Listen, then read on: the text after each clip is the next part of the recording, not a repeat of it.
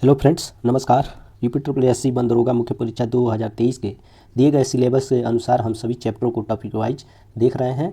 आज जो चैप्टर है वो 24 और 25 को भी हम लोग यहाँ पे देखेंगे और अंत में 26वें चैप्टर को भी हम कल समाप्त करवा देंगे। आशा करेंगे कि आपको जितने भी ये 26 चैप्टर हम कराएंगे वो अच्छी तरह से समझ में आ जाएगा। ठीक, तो चलिए बिना देरी किए देखते हैं हम लोग 24वें चैप्टर कौन से हैं। 24वां चैप्टर है भारतीय अर्थव्यवस्था में वनों का योगदान। इसके अंतर्गत कौन कौन टॉपिक है देखते हैं और अंत में इन पे बनने वाले बहुविकल्पी प्रश्नों को हम लोग प्रैक्टिस सेट के रूप में भी देखेंगे।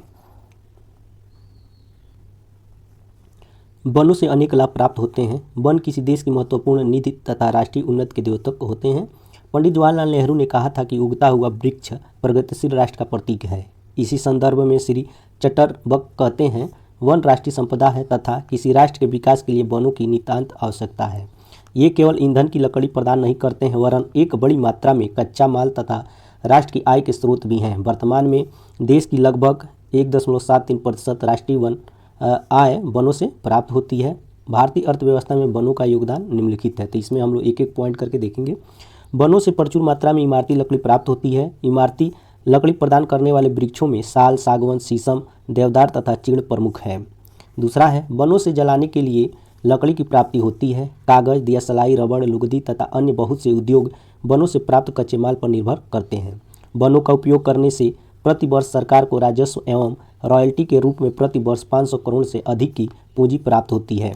आगे है, भारतीय वनों से अनेक उप उत्पाद भी प्राप्त होते हैं जिनमें कत्था, रबड़, कुनैन, मोम तथा जड़ी बूटियों की प्राप्ति उल्लेखनीय है। भारतीय वनों से करोड़ों लोगों को रोजगार प्राप्त होता है। ये लोग लकड़ी काटने, लकड़ी चीरने, वन वस्तुएं ढोने, नाव, रस्सी, बांध आदि तैयार करने तथा गोद, लाख, राल, कंदमूल आदि एकत्रित करने में लगे हैं। वन क्षेत्र में लगभग 2.5 करोड़ आदिवासियों का निवास स्थान है जो उनके जीवन यापन एवं अनेक कुटीर उद्योगों का यही वन आधारभूत या महत्वपूर्ण साधन है। भारतीय वनों से प्रति वर्ष लगभग 900 करोड़ से अधिक बहुमूल्य पदार्थों का निर्यात किया जाता है।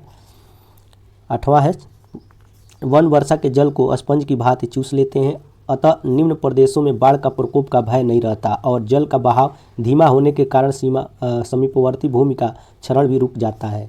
9वां है, वनों से नमी निकलती रहती है जिससे वायुमंडल का तापमान सम होकर वातावरण आर्द्र बन जाता है, इससे वर्षा होती है। वनों के वृक्षों से पत्तियां सूख कर गिरती हैं, वे धीरे धीरे सूख कर मिट्टी में मिल जाती हैं और भूमि को अत्यधिक उपजाऊ बना देती है। वन प्रदेश वायु की तेजी को रोककर बहुत से भागों को शीत अथवा तेज बालू की आंधियों के प्रभाव से मुक्त कर देते हैं। वन सुंदर एवं मनमोहक दृश्य उपस्थित करते हैं और देश के प्राकृतिक सौंदर्य में वृद्धि करते हैं। अतएव वे देशवासियों में सौंदर्य भावना जागृत करते हैं और उन्हें सौंदर्य एवं प्रकृति प्रेमी बनाते हैं। घने वनों में कई प्रकार के कीड़े मकोड़े तथा छोटे मोटे असंख्य जीव जंतु रहते हैं जिन पर बड़े जीव निर्भर करते हैं। भारतीय वनों में कई प्रकार के शाकाहारी बारहसिंगा, हिरण, सांभर, बैल, सुअर तथा मांसाहारी तेंदुआ, रिक्छ, शेर वन्य प्राणी रहते हैं जिनका शिकार कर बहुत से व्यक्ति अपना पेट पालते हैं। भारतीय वनों में लगभग 400 से अधिक वन पशुओं की प्रजातियां पाई जाती हैं। ये वर्षा के जल को भूमि में रोक देते हैं और धीरे धीरे बहने देते हैं। इससे मैदानी भागों में कुओं का जल तल से अधिक नीचे नहीं पहुंच पाता है।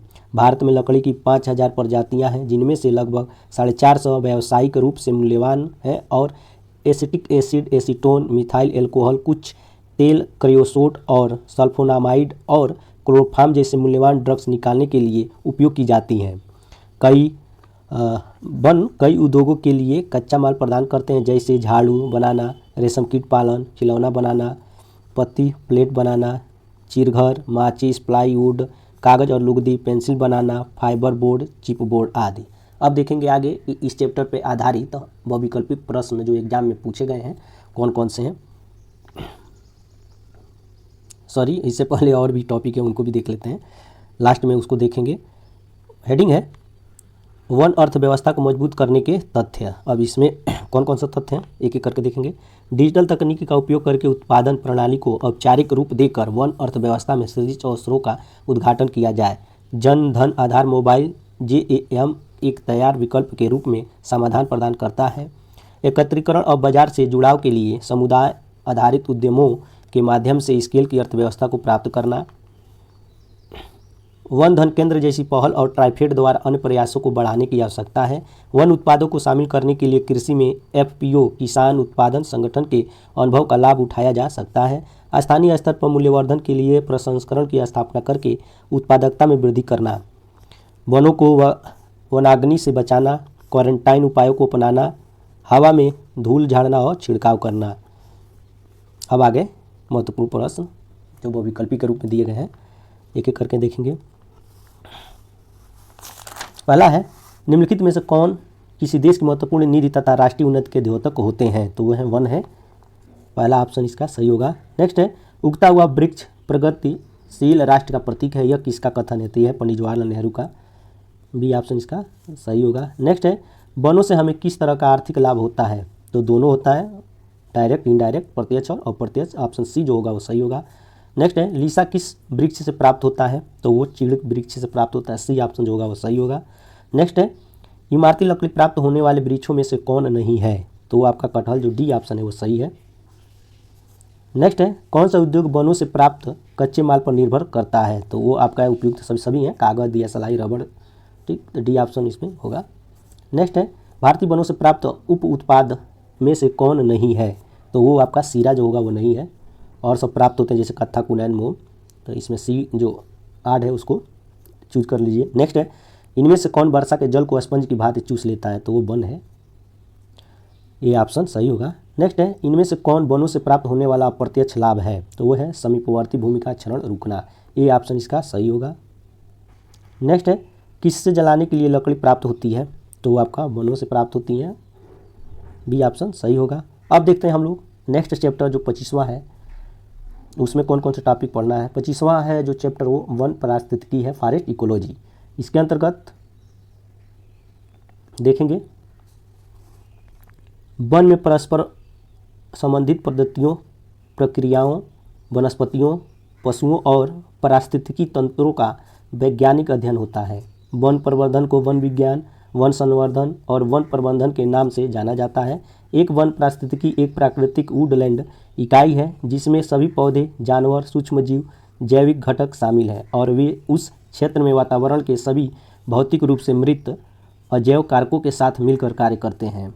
उत्तरी कैलिफोर्निया के लाल लकड़ी वन में लाल लकड़ी पेड़, जहाँ कई लाल लकड़ी के पेड़ों को संरक्षण और दीर्घायु के लिए प्रबंधित किया जाता है। वन पारिस्थितिक अध्ययन के जैविक रूप से उन्मुख वर्गीकरण की एक शाखा है।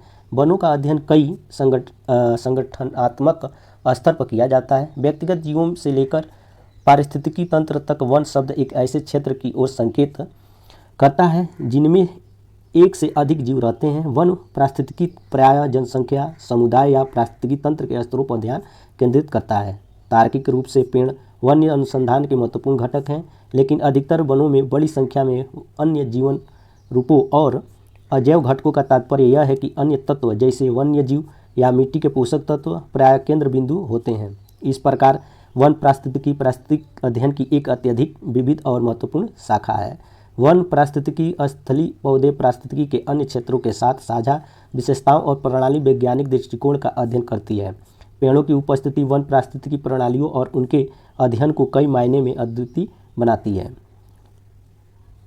अगला हेडिंग है समुदाय की विविधता और जटिलता। इसमें हम लोग देखेंगे पौधों के जीवन रूपों की तुलना में पेड़ बहुत ज़्यादा बड़े आकार में विकसित होते हैं। इसमें विशाल विविधता वाले वन्य संरचना की क्षमता होती है। बदलते आकारों और प्रजातियों के पेड़ों की असंख्य संभाव्य स्थानिक व्यवस्था विविध आकार के और एक बेहद जटिल और विविध सूक्ष्म पर्यावरण की रचना करती है, जिसमें पर्यावरण को प्रभावित करने वाली वस्तुएं जैसे सौर विकिरण, तापमान, सापेक्ष आर्द्रता और हवा की तीव्रता लंबी और छोटी दूरी पर व्यापक रूप से बदलती है। एक वन पारिस्थितिकी तंत्र के जैव ईंधन का एक महत्वपूर्ण अनुपात प्रायः भूमिगत होता है, जहां मृदा संरचना, जल की गुणवत्ता और मात्रा और मिट्टी के विभिन्न पोषक तत्वों के स्तर काफ़ी भिन्न हो सकते हैं। स्थलीय पौधे समुदायों की तुलना में वन प्रायः ही बेहद विषम वातावरण वाले होते हैं। यह विषमता बदले में पौधों और जानवरों दोनों की प्रजातियों के लिए एक महान जैव विविधता को सक्षम कर सकती है। यह नमूना रणनीति की वन सूची के डिजाइन को भी प्रभावित करता है, जिसके परिणामों को पारिस्थितिक अध्ययन में कभी कभी इस्तेमाल किया जाता है। जंगल के भीतर के कई कारक जैव विविधता को प्रभावित करते हैं। वन्यजीव की प्रचुरता और जैव विविधता को बढ़ाने वाले प्राथमिक कारक हैं। वन के भीतर विभिन्न प्रजातियों के पेड़ों की उपस्थिति। अब नया हेडिंग है ऊर्जा प्रवाह। इसके अंतर्गत देखेंगे हम लोग वनों में बड़ी मात्रा में खड़े जैव ईंधन एकत्रित होते हैं और कई इसे उच्च दरों पर एकत्रित कर पाने में सक्षम होते हैं, अर्थात वे अत्यधिक उत्पादक हैं। जैव ईंधन के ऐसी उच्च मात्रा और लंबी ऊर्ध्वाधर संरचनाएं स्थितिज ऊर्जा के बड़े भंडार का प्रतिनिधित्व करती हैं, जिससे सही परिस्थितियों में गतिजन्य ऊर्जा में परिवर्तित किया जा सकता है। दो ऐसे बहुत महत्वपूर्ण रूपांतरण हैं आग और पेड़ों का गिरना। दोनों ही जहाँ वे घटित होते हैं वहाँ के बायोटा और भौतिक वातावरण को मौलिक रूप से परिवर्तित करते हैं। उच्च उत्पादकता वाले वनों में पेड़ों का तेजी से विकास स्वयं ही जैविक और पर्यावरण परिवर्तन को प्रेरित करता है। कई वनों में लकड़ी की सामग्रियां अन्य जैविक सामग्रियों की तुलना में धीमी गति से सड़ती है। ऐसा पर्यावरणीय कारकों और लकड़ी रसायन शास्त्र के कारण होता है। पेड़ जो शुष्क और या ठंडे वातावरण में बढ़ते हैं ऐसा विशेष रूप से धीमी गति से करते हैं। इस प्रकार पेड़ की तने और शाखाएं जंगल की जमीन पर लंबे समय तक पड़ी रह सकती हैं, जिससे वन्य जीव निवास स्थान, आग का स्वभाव और पेड़ पुनर्जनन प्रक्रियाएं प्रभावित होती हैं। हेडिंग है जल। इसके अंतर्गत देखेंगे जंगल के पेड़ अपने विशाल आकार और शरीर रचना विशेषताओं के कारण बड़े पैमाने पर जल का भंडारण करते हैं। वे इसलिए जल विज्ञान संबंधी प्रक्रियाओं के महत्वपूर्ण नियामक हैं, जिनमें भूमिगत जल विज्ञान और स्थानीय वाष्पीकरण और वर्षा बर्फबारी पद्धतियां शामिल हैं। वन पारिस्थितिकी का अध्ययन कभी कभी क्षेत्रीय पारिस्थितिकी तंत्र या संसाधन योजना अध्ययन में मौसम विज्ञान संबंधी और जल विज्ञान संबंधी अध्ययन के साथ नज़दीकी रूप से संबंधित होता है।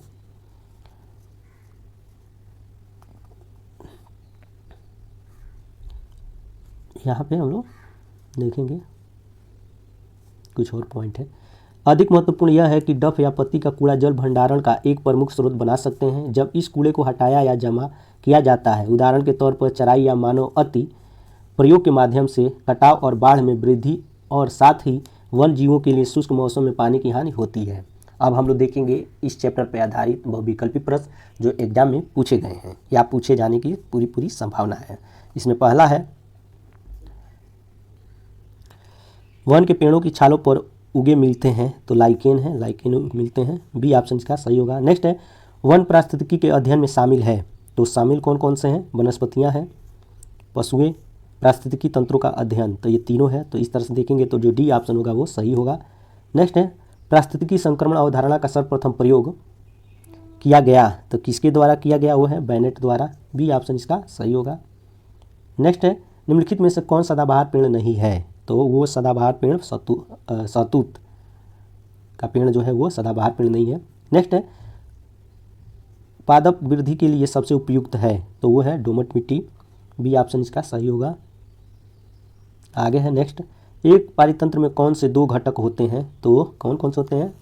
बायोटिक और अबायोटिक, यानी जीवी और अजीवी, यानी बी ऑप्शन इसका सही होगा। नेक्स्ट है पारिस्थितिकी तंत्र के जैविक घटकों में कौन उत्पादक घटक है? तो वो है आपके हरे पौधे। ठीक। नेक्स्ट है टैगा वन विशिष्टता है, तो टैगा वन की क्या विशिष्टता है? विशिष्टता है आपका उपोष्णकटिबंधीय क्षेत्र की, यानी सी ऑप्शन इसका सही होगा। नेक्स्ट है निम्नलिखित में से किस कार्य से वन पारिस्थितिकी संतुलन बिगड़ता है? तो लकड़ी काटने से बिगड़ता है। ये ऑप्शन इसका सही होगा। नेक्स्ट है जैविक घटक को विभाजित किया गया है, तो किया गया है सभी जो भी हैं उत्पादक, उपभोक्ता और अपघटक। तो इस तरह से हम लोग इसको डी वाला जो है वो सही मानेंगे। ये रहा 2 चैप्टरों का सेशन। आशा करते हैं कि ये सेशन आपको पसंद आया होगा। तो हमेशा की तरह लाइक, शेयर और सब्सक्राइब जरूर कर लीजिएगा। जय हिंद, जय भारत।